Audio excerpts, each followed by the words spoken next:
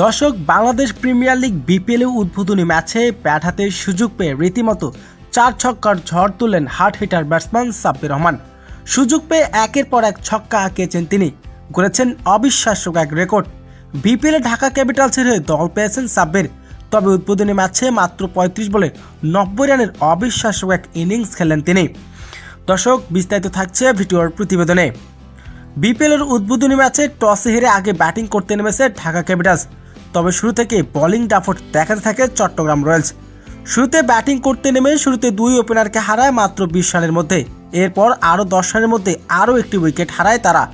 এরপর ক্রিজে আসেন সাব্বির রহমান। ঢাকা ক্যাপিটালসের হয়ে সুযোগ পেয়ে ব্যাট হাতে 4 ছক্কার ঝড় তুলেন তিনি। প্রতিপক্ষ বলারকে করেছেন নাজেহাল। সাব্বির রহমানের চোখ ধাঁধানো পারফরমেন্স দলকে এনে দেন বড় পুঁজি। সাব্বির রহমান খেলেছেন মাত্র 35 বল, করেছেন 90 রান। তার সেই 90 রানের ইনিংসে ছিল 8টি ছক্কা এবং 5টি চারের মার।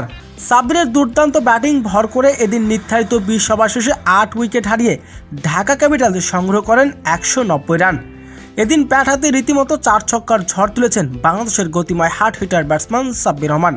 প্রিয় দর্শক, সাব্বির রহমানের এমন বিধ্বংসী ব্যাটিং আপনার কেমন লেগেছে দর্শক জানিয়ে দিন আপনার মূল্যবান মতামতটি।